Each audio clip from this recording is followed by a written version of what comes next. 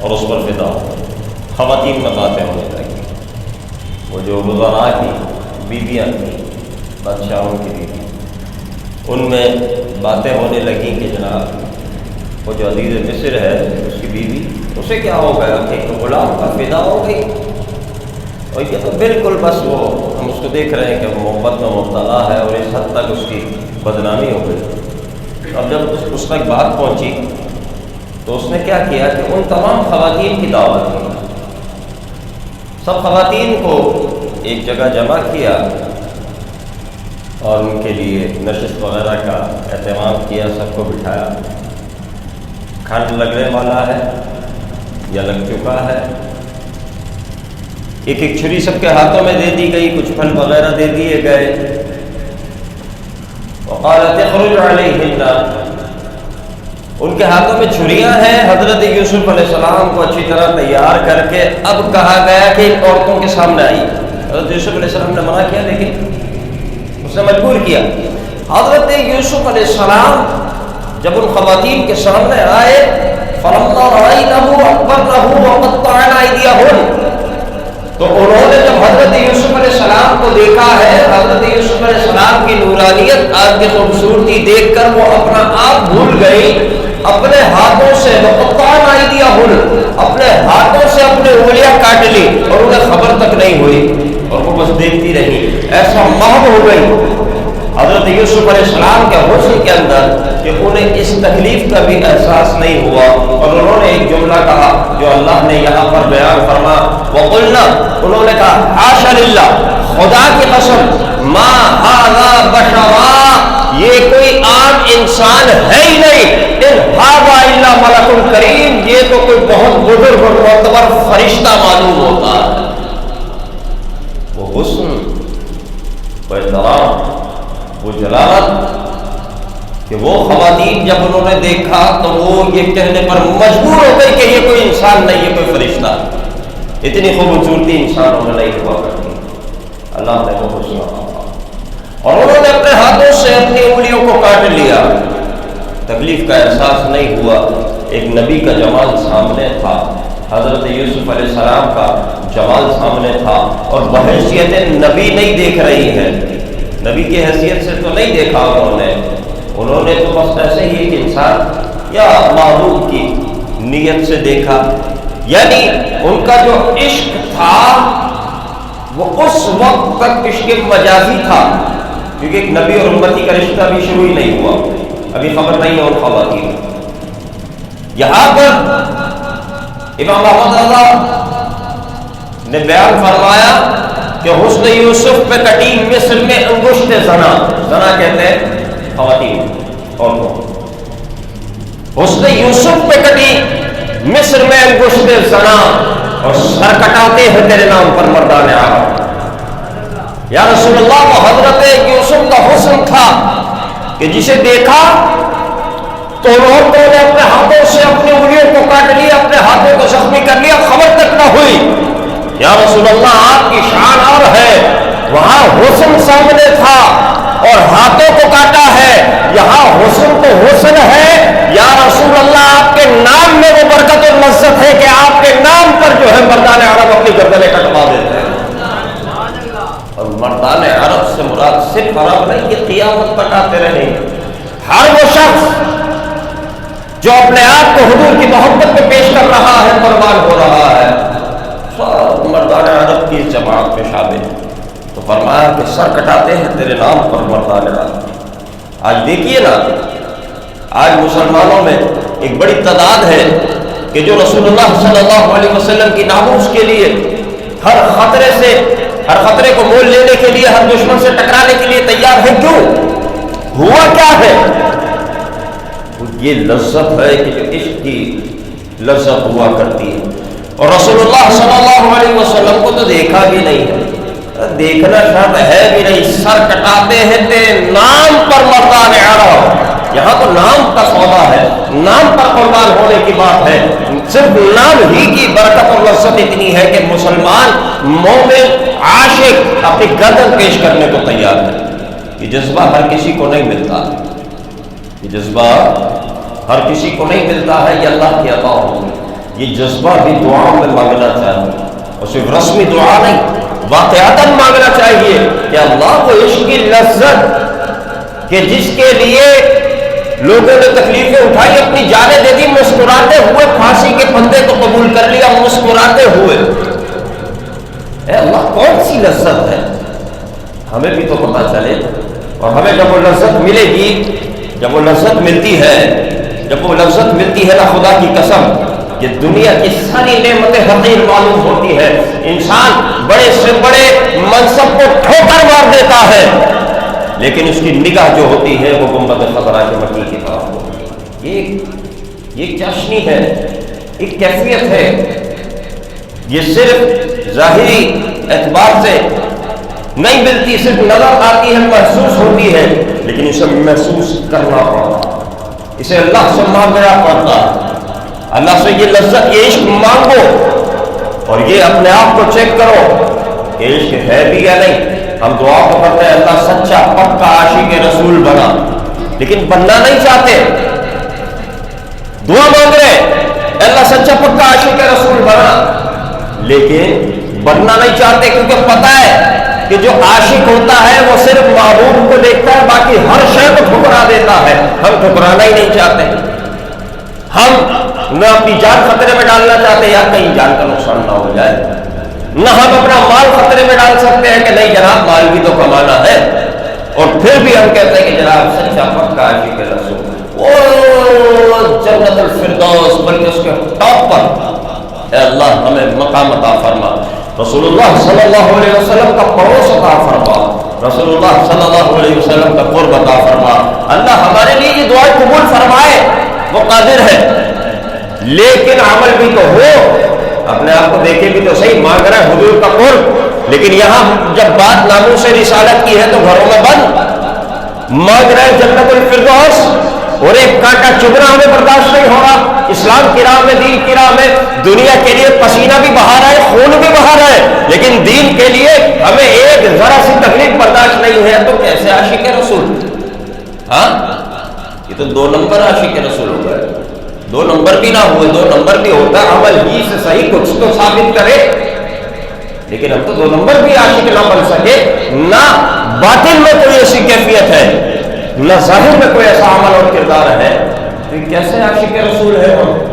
کہیں ہمیں دھوکہ تو نہیں دیا جا رہا؟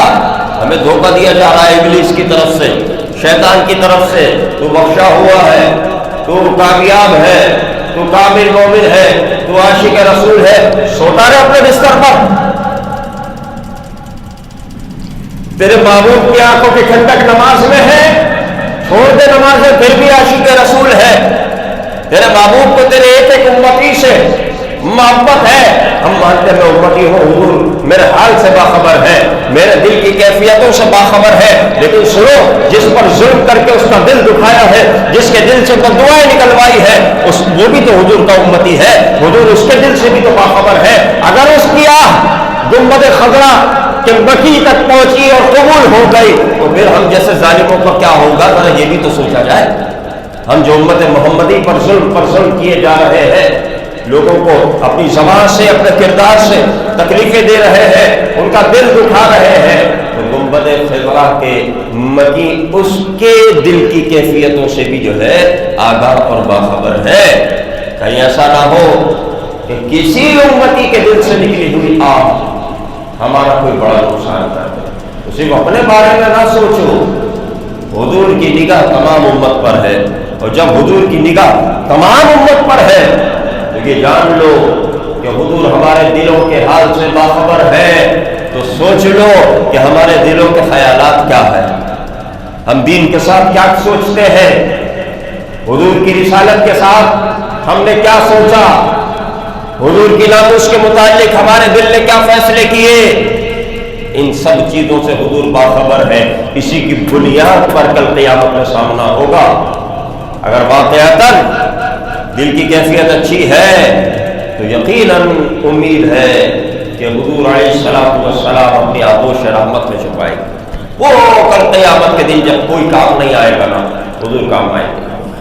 حضور کو آج راضی کر لو، آج حضور کے ہو جاؤ کہ دنیا اسے تو اللہ نے کیا کہا، بالکل حقیر سی شے۔ حضور پاک علیہ السلام گزر رہے ہیں، ایک مردار جانور پڑا ہوا ہے، حضور علیہ السلام نے فرمایا اسے کتنے میں خریدو گے؟ 1-2 درہم کون دے گا؟ صحابہ نے اس کی حضور مردار ہے، بیکار ہے، یہ تو الٹا اسے اٹھانا، اسے خریدنا، اسے لینا اپنی جان کو مشکل میں ڈالنا ہے، کسی کام کا ہی نہیں اور بوجھ پڑے گا۔ یا رسول اللہ اسے کون خریدے گا؟ آقا کریم علیہ السلام نے فرمایا دنیا اللہ کے نزدیک اس سے زیادہ ذلیل ہے، اس سے زیادہ ذلیل ہے کہ جناب کوئی اوقات ہی نہیں ہے۔ اور اس دنیا کے خاطر ہم اللہ کے محبوب کو اگر ناراض کر رہے ہیں تو ہم سے بڑا بے وقوف کوئی ہے۔ یہ کام کافروں کے تھے۔ آپ کافروں کے حالات پڑھو، جب رسول اللہ صلی اللہ علیہ وسلم تشریف لائے تو ان کے اعمال، ان کا کردار کیا تھا، ان کی سوچ، ان کی نیتیں کیا تھی؟ اللہ تعالیٰ کا تصور وہاں بھی تھا، اللہ تعالیٰ کا تصور تھا، وہ کوئی خدا کے مطلقاً منکر نہیں تھے، خدا کا تصور تھا، لیکن جس طرح ماننا چاہیے اس طرح نہیں مانا، جس طرح عمل کرنا چاہیے اس طرح عمل نہیں کیا۔ اللہ نے اپنے کلام میں وہ ساری چیزیں بیان کی ہے کہ تم ایسا کرتے تھے، ایسا کرتے ہو، ایسا کرتے ہو، اور آج ان سب چیزوں کو پڑھ کر ہم اپنے حالات کو دیکھیں تو اگرچہ عقیدہ ہمارا وہ نہیں ہے، اللہ نے محفوظ رکھا، لیکن اعمال کے اعتبار سے ہم وہی غلطیاں دوہرا رہے ہیں کل جو مشرکین مکہ غلطیاں کیا کرتے تھے۔ دنیا کے لیے، اپنے بتوں کے لیے ان کے پاس سب کچھ تھا، نہیں ہوتا تھا تو خدا کے لیے نہیں ہوتا۔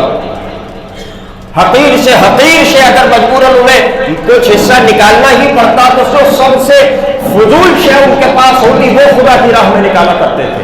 آج ہم کیا کر رہے ہیں؟ آج ہم بھی یہی کر رہے ہیں، جو سب سے غیر ضروری شے ہو وہ ہم کہتے ہیں کہ جناب یہ اللہ کی راہ میں قربان کی جائے۔ ارے جب غیر ضروری شے اگر قربان کی ہے، بیکار شے قربان کی ہے تو پھر جو ہے تکلیف کیا اٹھائی، قربان کیا کیا؟ اگر بیکار شے اللہ کی راہ میں دی تو قربان نہیں کی ہے۔ کسی کے پاس نوٹ ایسا ہو کہ جو پھٹ چکا ہو، ایسی جگہ سے پھٹا ہو، 1000 کا نوٹ، اس کا ایک نمبر غائب ہو گیا، اب وہ مارکیٹ میں نہیں چلے گا، وہ دھوکے بازی سے چلانے کی کوشش کرے گا، جناب پیٹرول پمپ پہ چلا دو، یا تو وہ بغیر گرے لیتے ہو یا کوئی بھی وجہ ہو، چوری سے چلا دو، اور اگر بالفرض وہ چل ہی نہیں سکا، اب وہ شخص وہ نوٹ لا کر کے مسجد کے گلے میں ڈال رہا ہے تو اس نے کون سا کمال کر دیا؟ اس نے 1000 کا نوٹ نہیں دیا، اس نے ایک بیکار کاغذ دیا کہ جو اس کی جیب میں بوجھ بنا ہوا تھا، پھاڑ کر پھینکنے کی ہمت نہیں تھی اور وہ تھا بیکار، لیکن اس نے اللہ کے گھر پہ اگر یہ سوچ کر دے دیا کہ میں 1000 روپے دے رہا ہوں تو کہے کہ 1000 روپے، 1000 روپے تو اس وقت ہوتے جب مارکیٹ میں چلنے کی صلاحیت ہوتی۔ یہ وہ کاغذ کا ٹکڑا ہے کہ جس پر لکھا ہوا تو 1000 ہے، لیکن یہ چلنے کے قابل نہیں، 1 روپے کا بھی نہیں ہے، 1 روپے بھی اس کی مالیت نہیں ہے، تو وہ لا کر کے ہم اللہ کی بارگاہ میں پیش کریں۔ اسی طرح ہم جو ہے ہمارا کردار ہے کہ جناب جو بالکل بیکار سے ہوتی ہے تو ہم کہتے ہیں چلو جی اللہ کی راہ میں، یا جو جیب سے جا ہی رہا ہے تو کہتے ہیں کہ چلو اللہ کی راہ میں۔ ایسا نہیں ہوتا۔ لن تنالوا البر حتى تنفقوا مما تحبون، اللہ فرماتا ہے بھلائی تک اس وقت تک ہرگز نہیں پہنچ سکتے، تاکید کے ساتھ ہرگز نہیں پہنچ سکتے بھلائی تک، حتى تنفقوا مما تحبون، جب تک اپنی محبوب چیزیں اللہ کی راہ میں قربان نہ کرو، جب تک اپنی پسندیدہ چیزیں اللہ کی راہ میں قربان نہ کرو۔ تو بابا قربانی اسے کہتے ہیں کہ جو محبوب ترین چیز دی جائے۔ محبوب ترین آج ہمارے ہاں مال ہے نا، محبوب ترین اس سے بھی زیادہ ہمارے لیے جان ہے، تو آؤ محبوبوں کے محبوب، اللہ کے محبوب کے لیے، اللہ کے محبوب کے لیے تم دیکھو کیا پیش کرتے ہو۔ تمہاری جانیں زیادہ قیمتی ہے یا اللہ کے محبوب کی عظمت زیادہ قیمتی ہے؟ ہم جیسے کروڑوں نالین مصطفیٰ پر قربان، یہ ہم دعویٰ کرتے ہیں تو آ جاؤ قربان ہونے کا جب وقت آتا ہے تو واپس بھی مڑتے ہو۔ وقت پر دیکھا جاتا ہے گھر میں بیٹھ کر اعلان کرنا، دعویٰ کرنا کمال نہیں ہوتا ہے، جب میدان سجتا ہے نا تو اس وقت پتہ چلتا ہے کون مجاہد ہے، اس وقت پتہ چلتا ہے کون مرد ہے، اس وقت پتہ چلتا ہے کون عاشق رسول ہے۔ تو اپنے ذہنوں میں ایک بات نقش کر لو جب بھی ناموس رسالت کا معاملہ ہو کبھی خاموش نہیں بیٹھنا، کبھی گھر میں نہیں بیٹھنا، اپنا حصہ ضرور ملانا۔ جناب میں اکیلا کیا کر لوں گا، میرے جانے سے کیا ہو جائے گا، تیرے جانے سے کچھ نہیں ہوگا۔ اللہ نے اپنے محبوب کی شان بلند رکھی ہے، وَلَلْآخِرَةُ خَيْرٌ لَكَ مِنَ الْأُولَىٰ، بلند رکھی نہیں بلکہ ہر لمحہ بلند ہو رہی ہے، ہر لمحہ بلند، ہر لمحہ بلند۔ وَرَفَعْنَا لَكَ ذِكْرَكَ، اللہ نے اپنے محبوب کی شان بلند رکھی ہے، بلند کر رہا ہے، بلند ہوتی رہے گی۔ لیکن جو نالے مصطفیٰ پر قربان ہوگا، نالے مصطفیٰ کے صدقے اس کی بھی شان اور نام بلند ہو جائے گا۔ اپنے آپ کو کامیاب کرنے کے لیے یہ مت سوچو کہ جناب حضور کا ذکر تو بلند ہے، مجھے کیا ضرورت ہے، نہیں، تجھے اپنے لیے ضرورت ہے، تجھے اپنے ایمان کی حفاظت کے لیے ضرورت ہے۔ کل میدان محشر میں آمنہ کے لال کے سامنا کرنا ہے، کیا منہ لے کر جائیں گے؟ یا رسول اللہ، جب آپ کے خاکے بنائے جا رہے تھے، جب آپ کے ختم نبوت پر ڈاکہ ڈالا جا رہا تھا، یا رسول اللہ جب دنیا گستاخی کر رہی تھی، اس وقت یا رسول اللہ ہم ایک کے دو کر رہے تھے، ہم نوٹ گن رہے تھے، ہم بچے پال رہے تھے تو ناکام ہو جائیں گے۔ جب حالات سازگار ہو تو بات اور ہوتی ہے، جب حالات بگڑ جائے، جب کوئی حملہ ہو تو پھر انسان، جب پھر مسلمان کا کردار اور ہونا چاہیے۔ آج کا دن کتنا عظیم دن ہے، آج کا دن حضور غریب نواز کا دن ہے، آج کا دن اس شخص کا دن ہے کہ جسے ہم کہتے ہیں غریبوں کو نوازنے والا۔ ایک طرف ہمارے دستگیر ہے، ہمارا ہاتھ تھامنے والا، اور ایک طرف غریب نواز ہے کہ جو ہم غریبوں کو نوازتا رہتا ہے۔ نہ دستگیر کی مثال ہے، نہ غریب نواز کی مثال ہے۔ لیکن میرے دوستو یہ بتاؤ، غریب نواز کی حیات کو بھی کبھی دیکھا ہے؟ لیکن افسوس کی بات ہے نا، غریب نواز تک جانے تو دیا جائے، غریب نواز تک تو جانے ہی نہیں دیا جا رہا ہے۔ غریب نواز کی حیات کیا کہتی ہے؟ آج ہم غریب نواز کے ماننے والے، ان کا عرس منانے والے، ان کے نعرے لگانے والے، لیکن کردار بھی تو دیکھو نا، کردار بھی تو دیکھو۔ حضور کے لیے، حضور کے دین کے لیے اپنا وطن چھوڑا، اپنا شہر چھوڑا، گھر بار چھوڑا، مال و دولت چھوڑا، ہاں، اور اس کے بعد نکل کھڑے ہوئے اور گئے کہاں؟ حضور کے حکم سے گئے وہاں کہ جہاں چاروں طرف کفر ہی کفر ہے، جہاں مسلمان بالکل گنی چنی تعداد میں موجود ہے، کہ جہاں اذانوں کی آوازیں تک بلند نہیں ہوتی، جہاں مسلمانوں پر ظلم و ستم کیا جاتا ہے، جہاں اسلام کا نام لینے کی اجازت نہیں ہے، ایسے مقام پر جاتے ہیں، اور ایسے مقام پر بھی کسی سرحدی حدود میں یا کسی جنگل یا کسی بیابان میں نہیں، بلکہ اجمیر کہ جو اس وقت کفر کا مرکز تھا، کہ راجہ، ہندو راجہ بہت سی جگہوں پر تھے، لیکن اجمیر میں مہاراجہ کا تخت لگا کرتا تھا، کہ جو اصل مرکز تھا، وہاں تشریف لے جا کر کہ جہاں اسلام کا نام لینا منع ہو، وہاں جا کر کے آپ نے اسلام کے جھنڈے گاڑے ہیں، وہاں جا کر کے آپ نے اسلام کا پرچم بلند کیا ہے، وہاں جا کر کے کفر کے دامن میں جا کے، کفر کے میدان میں، کفر کے گھر میں اتر کر آپ نے کفر سے مقابلہ کیا ہے، اور اللہ تبارک و تعالی نے آپ کو عزت اور کامیابی نصیب فرمائی ہے۔ تو غریب نواز کی یہ سنت بھی تو ہے، غریب نواز کا یہ کردار بھی تو ہے کہ اپنا گھر بار چھوڑ دو، ہاں، اپنے آل اولاد چھوڑ دو، نکل جاؤ اللہ کے دین کے لیے، پھر یہ مت سوچنا کہ پلٹنا ہوگا بھی یا نہیں، صرف آگے بڑھتے جاؤ، آگے بڑھتے جاؤ، کفر سے ٹکرا جاؤ۔ اگر ایمان مضبوط، کامل اور کھڑا ہے تو پھر ساری دنیا کا کفر ایک طرف ہو، فتح تمہارے ہی قدم چومے گی۔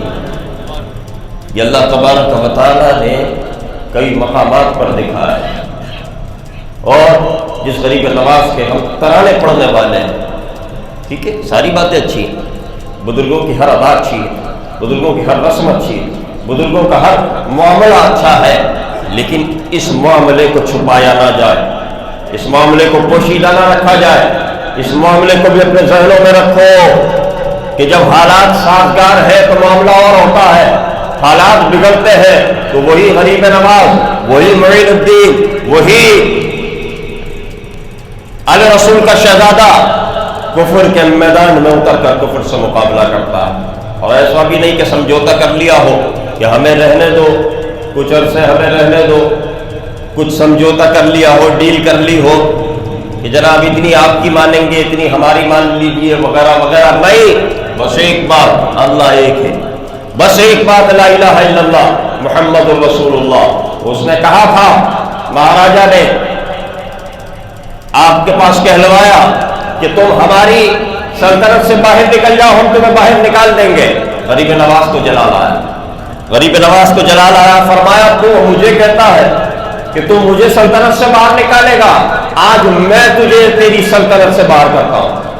और फिर क्या हुआ, सुल्तान शहाबुद्दीन गौरी कि जो इससे पहले इसी लश्कर से शिकस्त खा चुका था, वो एक जंग इत्तेफाकी थी, तादाद का बहुत बड़ा फर्क था, इस वजह से शिकस्त हुई, और लेकिन अगले हमले की तैयारियों में वो मसरूफ था।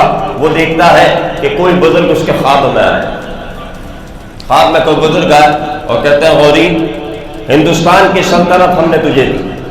क्या फरमाया, हिंदुस्तान की सल्तनत हमने तुझे दी, जा जाकर ले ले, मुकाबला कर ले और हिंदुस्तान की सल्तनत ले ले। सुबह उठा, उलमा से मशवरा किया, सबने मुबारकबाद दी और पैगाम दिया, हमला कर दो, इस बार फतह तुम्हारी है, हमला कर दो, इस बार फतह तुम्हारी है। और वही हुआ, जब हमला किया गया तो फिर हिंदुस्तान में जहां इस्लाम का नाम लेना मना था, हर जगह इस्लाम के परचम लहरा दिए गए। अब नमाज का वक्त होता है, नमाज की तैयारी होती, जंग हो चुकी, गालिबन मगरिब का वक्त है। अजमेर क्योंकि मरकज था, वहीं पर पहुंचे, उसके तख्त वगैरह पर जब कब्जा किया तो अब मगरिब का वक्त होने वाला है, हो चुका है, नमाज की तैयारी में मसरूफ है। अचानक अल्लाह अकबर की सदा कानों में आती, सुल्तान गौरी के कानों में अल्लाह अकबर अजान की सदा। उसने सोचा यहाँ तो इस्लाम का नाम लेना मना है, यहाँ पर अजाने मालूमात की कि ये अजाने कहाँ होती है, तो बताया गया है कि चंद दरवेश है, वो यहाँ जलवा फरमा है, अजाने भी देते हैं, नमाजें भी पढ़ते हैं, कुफर के बीच में अजाने भी देते, नमाजें भी पढ़ते हैं। तो कहा कि ये इन जैसे मर्द कलंदर तो शायद ही इनकी जियारत कभी नसीब हो, तो चला जाए, जाकर वहां बैठे, देखा तो कहता खुदा की कसम, जब गरीब नवाज को देखा है, कहता खुदा की कसम, यही तो वो चेहरा था जिसने ख्वाब में आकर कहा था कि आज हिंदुस्तान की सल्तनत मेरे हवाले की है। गरीब नवाज ही की सूरत अल्लाह ने दिखाई है, गरीब नवाज ही की ज़बान से कहलवाया है कि आज से सल्तनत तुझे दी। और फिर क्या हुआ, फिर सल्तनत गौरी की हुई, फिर हिंदुस्तान सिर्फ नाम का हिंदुस्तान रहा, फिर वो दर हकीकत जो है इस्लाम का एक किला बना, वहां से इस्लाम की तरफ जो इशाअत हुई। आज हम कहते हैं ना कि आज जो हम मुसलमान हैं, आज जो यहाँ की नस्ल मुसलमान है, जो कौम मुसलमान है, ये सदका है गरीब नवाज का। गरीब नवाज के आने से पहले बहुत से बुजुर्ग आए, मेहनत की, लेकिन सिर्फ छोटी छोटी तादाद में बाज़ जगहों पर मुसलमान मौजूद थे, इज्तिमाई हैसियत मुसलमानों की कोई नहीं थी। ये गरीब नवाज का सदका है कि आज हम खुलकर कलिमा पढ़ते हैं, ये गरीब नवाज का सदका। और उन्होंने करम क्या फरमाया कि जा सल्तनत हिंदुस्तान की आज तुझे। ये वो गरीब नवाज है कि जिनका अपना किरदार भी ऐसा है कि जीना मरना इस्लाम के लिए। मुझे बताओ, क्या गरीब नवाज को जान का खौफ नहीं था? क्या गरीब नवाज अपना माल असबाब छोड़कर नहीं आए? क्या गरीब नवाज अपनी जायदाद छोड़कर नहीं आए? तो आज जब हम उनसे इश्क के दावे कर रहे हैं, आज जब हम उनसे मोहब्बत के दावे कर रहे हैं, तो मोहब्बत और इश्क हमारा उस वक्त कहाँ चला जाता है जब कोई चीज कुर्बान करने की बात होती है। उस वक्त हमें गरीब नवाज याद क्यों नहीं आते कि जिस वक्त हमें इस्लाम के लिए, हुजूर की नामूस के लिए अपनी जान को जो है खतरे में डालना होता है, उस वक्त गरीब नवाज का नाम का नारा लगाए। और मोमिन को चाहिए कि वो आगे बढ़े, अगर वो वाकई सच्चा आशिक है, अगर वो वाकई सच्चा पैरोकार है। और आज के लोग समझौते कर रहे हैं कि जनाब थोड़ी सी उनकी मान ली जाए, थोड़ी सी इनकी मान ली जाए, ये कर लिया जाए, वो कर लिया जाए, जनाब मसलहत का तकाजा है, हिकमत अमली है, वगैरह वगैरह। ना, हिकमत अमली तुम गरीब नवाज से ज्यादा नहीं जानते। मसलहत का खजाना अल्लाह ने तुम्हें गरीब नवाज से ज्यादा नहीं फरमाया। गरीब नवाज ने हर मसलहत को ठुकरा कर असल हिकमत इख्तियार फरमाई कि बस बात होगी तो सिर्फ जो है हुजूर के दीन की बात होगी। यही पैगाम लेकर गरीब नवाज आगे बढ़े। आज तक गरीब नवाज के कसीदे पढ़े जा रहे हैं। गरीब नवाज उस वक्त भी वली थे कि जब अपने शहर में थे, गरीब नवाज उस वक्त भी वली थे कि जब अपने वतन में थे। غریب نواز اس وقت بھی ولی تھے کہ جب دین کی خاطر نکلے نہیں تھے، ولی اس وقت بھی تھے، شان اس وقت بھی تھی، لیکن اس وقت کی حیات میں اور بعد کی حیات میں بہت فرق ہے۔ ولی اور بھی گزرے ہیں، ولی بے شمار ہے، بہت بلند سے بلند تر مقامات رکھنے والے، لیکن غریب نواز کی بات یہ الگ ہے۔ کیوں؟ کیونکہ غریب نواز کا کردار ہی ایسا ہے نا کہ اپنا سب کچھ قربان کر کے، اور ایسا نہیں کہ کچھ ہو نہیں، جائیداد تھی، جائیداد غریب نواز کے پاس موجود تھی، 15 سال کی عمر میں اس جائیداد کو ٹھکرایا ہے اور خدا کے دین کے لیے نکل گئے، خدا کا دین حاصل کیا، سیکھا ہے، پھر اس کے بعد اولیاء کرام کی بارگاہ میں حاضر رہے، باطن پر محنت کی، آقا کریم علیہ الصلوۃ والسلام کے دربار پر جب مرشد کریم کے ساتھ حاضری دی ہے تو حضور نے حکم دیا ہے کہ جاؤ ہندوستان کا معاملہ سنبھالو، تو حضور نے ہمیں بھی تو حکم دیا ہے، حضور نے ہمیں بھی تو بہت سے احکام دیے ہیں، تو وہ ہم حضور کا حکم کیوں نہیں مانتے؟ یا ہم غریب نواز کے کردار میں اس عمل کی اور حیات کے اس پہلو کی پیروی کیوں نہیں کرتے؟ اس کا مطلب کہیں محبتوں میں کھوٹ ہے، کہیں دعووں میں کمزوری ہے، تو صرف دعووں کی بنیاد پر کامیابی نہیں ہوتی، دعوے کو دلیل دینی پڑتی، دعوے کو ثابت کرنا پڑتا ہے، دعوے کو سچا کرنا پڑتا ہے۔ ہم صرف دعووں پہ گزارا کر رہے ہیں، ہم صرف باتوں پہ گزارا کر رہے ہیں، ہم صرف نعروں پہ گزارا کر رہے ہیں، یہ باتیں بھی اچھی ہیں، لیکن اصل کی طرف آؤ، اصل سے آنکھیں نہ چراؤ، اگر اصل سے منہ نہ موڑو۔ حضرت یوسف علیہ السلام کی بات کر رہے ہیں، حضرت یوسف علیہ السلام کا کردار تو دیکھیے کہ جب برائی کی طرف بلایا جا رہا ہے، حضرت یوسف علیہ السلام نے کیا دعا کی؟ قال رب السجن احب الی مما یدعوننی الیہ، اے اللہ جس برائی کی طرف یہ بلا رہی ہے خواتین، اس سے اچھا تو قید خانہ ہے، کیونکہ دھمکی دی گئی تھی ہماری بات مان لو نہیں تو قید خانے جانا پڑے گا۔ آپ نے دعا کی اے اللہ جس برائی کی طرف یہ بلا رہا ہے اس سے اچھا تو قید خانہ ہے، تو آؤ حضرت یوسف علیہ السلام کی سنت پوری کرو کہ کوئی مشقت، ہم مشقت چھوڑ دیتے ہیں، سمجھوتے کر رہے ہیں آج کل، ہر چیز میں سمجھوتا کہ نہیں مشکل آ جائے گی، جی اسلام امن کا پیغام دے رہا ہے، اسلام جو ہے آسانی فراہم کرتا ہے، اسلام آسانی دیتا ہے تمہاری ذات کے معاملے میں، لیکن بات جب مصطفیٰ کی ناموس کی ہو تو پھر آسانی نہیں ہوتی، پھر مشکل ہی ہوتی ہے، پھر راہ عزیمت کو اختیار کرنا پڑتا ہے اور آگے بڑھ کر کفر کا مقابلہ کیا جاتا ہے۔ تمہیں کس نے کہا کہ بات حضور کی ہو اور اسلام کی آسانی لے کر تم بیٹھ جاؤ؟ تمہیں کس نے یہ اصول سکھایا؟ جب تمہاری ذات کی بات ہو جب آسانی دی جائے گی، لیکن بات جب حضور کی ہو تو پھر کلمہ حق بلند کرنا پڑے گا، اور اسی کا مقام بلند ہے جو کلمہ حق بلند کرتا ہے۔ حضرت یوسف علیہ السلام کی تکلیفیں اٹھانے کو تیار ہے، لیکن سمجھوتا نہیں کیا۔ آج ہم سمجھوتے کر رہے ہیں کہ جناب یہ تکلیف نہ ہو جائے، یہ تکلیف نہ ہو جائے۔ ارے اللہ کا کوئی ولی اس کی حیات کا مطالعہ تو کرو، ہمیں تو صرف چند چیزیں بتائی جاتی ہیں، اسی کو ہم کل کائنات سمجھ لیتے ہیں، ہر شخص اپنے مطلب کی بات کر رہا ہے۔ اصل حیات کو تو دیکھو، ہر ولی کے اندر آپ کو یہ چیز مشترک ملے گی کہ اس کے سامنے جب بھی دین نے اسے بلایا ہے، ہر آسائش دنیا کو اس نے ٹھوکر ماری ہے اور لبیک کہہ کر آگے بڑھا ہے۔ لیکن آج اولیاء کے نام بھی لیا جا رہا ہے اور سمجھوتے بھی ہو رہے ہیں، تو اپنے آپ کو مس گائیڈ نہ ہونے دو، کسی کی حیات کو دیکھو تو پوری دیکھو، کس دور میں کس ماحول میں کس نے کیا فیصلہ کیا ہے اسے سمجھو۔ ساری زندگی ایک جیسی نہیں رہتی، ساری زندگی آسائشوں پہ نہیں ہوتی، کچھ آزمائشیں آتی ہیں، کچھ امتحانات آتے ہیں، وہی آزمائشیں اصل معیار ہوتی ہے کہ اب آپ کا کردار کیا ہے۔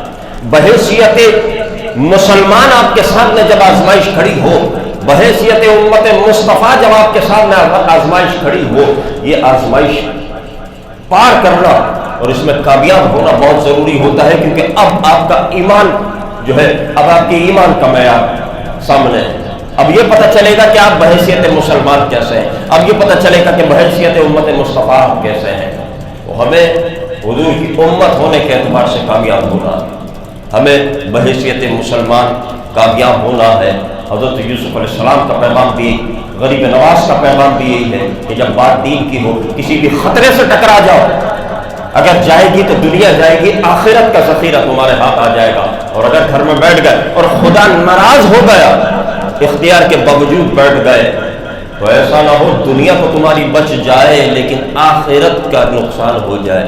وہ آخرت وہ عظیم نعمت ہے، وہی باقی ہے، وہی لامحدود اللہ میں جو ہے نعمت عطا فرمائے گا۔ اللہ تعالیٰ سے ہم دعا کرتے ہیں کہ مولا کریم ہمیں دنیا میں بھی کامیاب فرمائے، آخرت میں بھی کامیاب فرمائے۔ وآخر دعوانا الحمد للہ رب العالمین۔